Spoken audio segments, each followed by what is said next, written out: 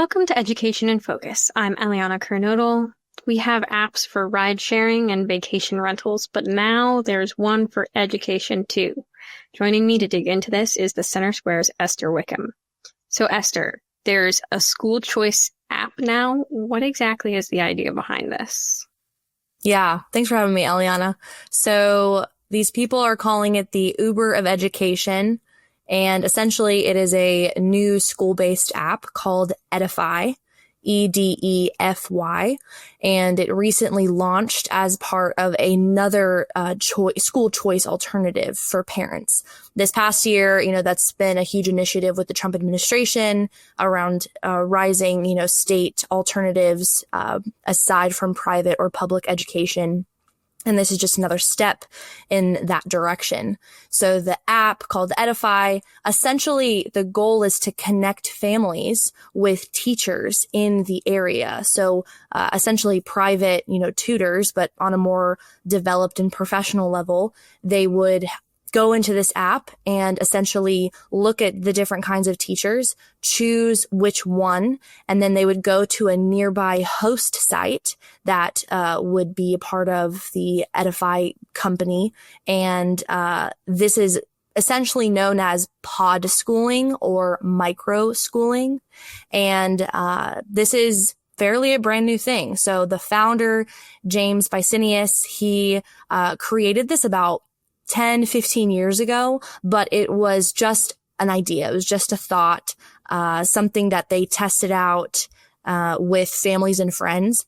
Him and his sisters, he kind of tells the story how him and his sisters were homeschooled and they really enjoyed that, but they wanted that level of a little bit more quality education. Since their mom was their teacher, they wanted someone that was able to have, real life experience, professionally trained as a teacher. Cause we love our moms, but there's only, a certain level where they can teach us. And then, they send them off to either dual enrollment. That's very popular for high school students to do, or to take co-op classes if you are homeschooled. And so they saw this problem of, okay, where is that next step once we kind of get back past the basic, math classes or English classes or history classes, and bring in professionals into the home to further educate their children. So that's been happening for the past couple of years. And then the past 2 years is when James really took off with this idea of this app, and they've been, developing it. They've been working on the software design. And so now it's finally launched. People are able to use it, and people are calling it, the host sites, kind of an Airbnb environment, as well as the Uber of education, selecting, specific teachers to come onto those host sites and to learn and have a really intimate environment to further their education. And how large of classes is it? Is it like more of a one-on-one scenario, or is it like a group of people are all selecting the same teacher? Yeah. So when talking to Bisenius, he kind of said that over time, education has just become more expensive, and especially when parents don't want to put their child into public education, they want something a little bit more advanced or elite within, private education, if they want their students to excel in a certain way. But it's just, the reality is the cost is very high and the accessibility is very low. And so their company, Edefy, wanted to create this environment of, okay, this is affordable, this is accessible for all kinds of families in whatever situation they're in. And they wanted them to have the opportunity to not only have their own students learn by themselves, which sometimes can be an isolating environment, but they also wanted to have other families join in so they can have that environment of friendship and hospitality and community outside of just education in the classroom. So currently, there is a requirement or a maximum of around 8 to 12 students for each pod schooling. And so essentially there are, the teachers, they'll agree or apply to work with Edefy. They're on this app. They show, their teaching credentials, what they teach, a little bit about their bio, and then teachers essentially will, parents will get together and just kind of talk about, okay, what are the best teachers we want, and then essentially select them. And then from there, they kind of schedule out what the week looks like. And, teachers are going to those host sites, students are coming together. And the reality is when you have that small of a learning class, especially for students K through 12, because they can definitely get a little rowdy, you have that more like focused environment. You have that more intimate environment where if there's a student struggling, if there's a student that has a learning disability, that teacher can then pause and go to that specific student.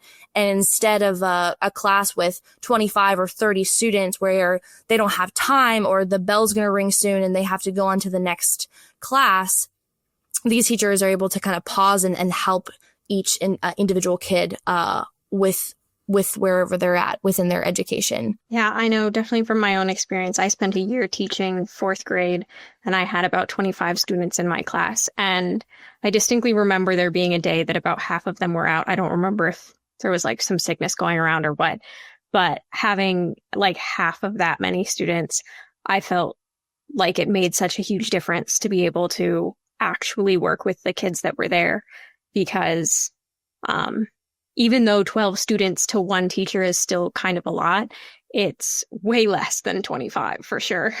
Yeah. And it allows for that, personalized instruction. If this kid didn't quite get through module 8, but this kid is in like module 10, that even creates the environment for students themselves to help each other out. And it's not like competition sometimes kids just create competition naturally, but there's not that competition of like who's going to get out of the class first or who's going to get the highest grade, but they can, create that environment of working together along with the teacher. And you mentioned one of their focuses being affordability while also offering this flexibility. So how does the cost of this work? Is there a set price? Is it like Uber that you can just, set your rates as a teacher? Like, how does that work?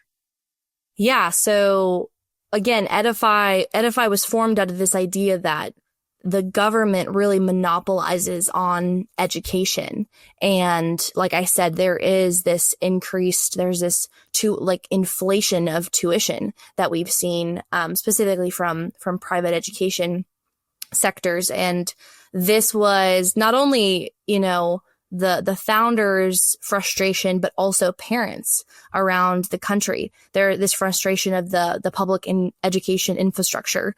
And when talking with him, he kind of said, like, I couldn't believe the data on tuition inflation and how much of it was not even going towards education. It was going towards facilities, administration costs. Administration costs are a huge thing now. There's a lot of school districts have a huge budget deficit.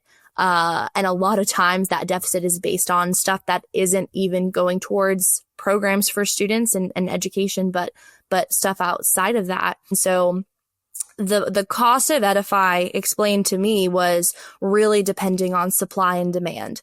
So just as a side note, since school choice funding for states is an increased thing, as we've seen for the past couple of months, Edefy is going to be of no cost to those states. So, in the state of Texas, if school choice funding is a part of just the state education funds, Edefy, the app and the teachers rate is going to be, of no cost to those parents, because that state, wants to value school choice. And then explained on the side of the cost side, a full-time pod. So the maximum amount was 12 students. The cost would be comparable to whatever the state's lowest private education option is. And so again, that wasn't specified to me because there's 50 states, but I just went in to look at California because that was the easiest to look up. And an example would be the private school with the lowest tuition cost in California is Pillars Academy, and that tuition is $1,030. And so that would be a cost for how much that full-time pod would be for the school year. And so still very, very much so significantly lower than we've seen with other tuition costs. So again, very highly personalized education, very affordable and accessible for students. And that's kind of the goal of Edefy. And he, talking with me at the end of the day said, it's not about the money. It's not about, what Edefy gets out of it, but what these students get out of it and what they take with them once they move on from, if they go on to higher education, once they move on from high school, K through 12 education. And their ultimate goal is to improve the quality of education for the masses. They don't want to just have something where you get in and you get out, but you actually take away, like meaningful experiences, quality education, and on top of that, something that's not gonna break your parents' bank. And I think you mentioned in the article that it's kind of like there's a built-in default price, and that the supply and demand might like influence, like you can negotiate other prices from there, but kind of that lowest price is sort of just defaulted to, so they don't have to negotiate right off the bat. Yes, yeah, there's a default based on the pay scale for teachers, and as well as the host sites, because it depends on how big the site is, where the location is, especially the state. Certain cities are more expensive than others.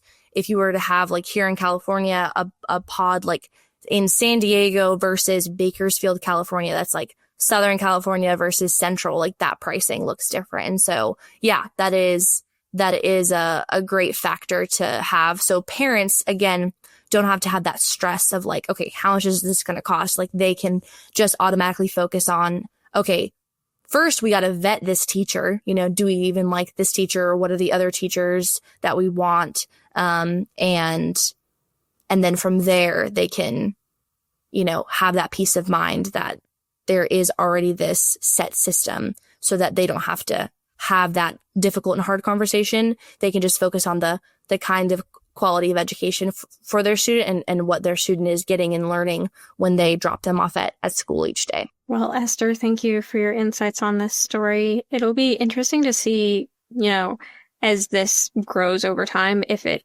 grows in popularity, where it goes. It's kind of, years ago, it would have been hard to imagine a world where Airbnb and Uber was the norm, but now we're all so used to it. Yeah. It'd be interesting to see if that happens with education too. Who knows? Yeah, this is literally, they've been developing it for the past couple of years, but their website and their app like officially launched like this month, the month of July. So we were kind of the first ones to get a hold of the founder and the story. And so, I think it will be interesting to see kind of as even the school, we're in summer now. So as the school year approaches, where this comes about, and I would, definitely want to do a follow-up story to see the outcome and to see what parents have to say about Edefy. Well, you can keep up with any of those follow-ups and other education-related news at thecentersquare.com.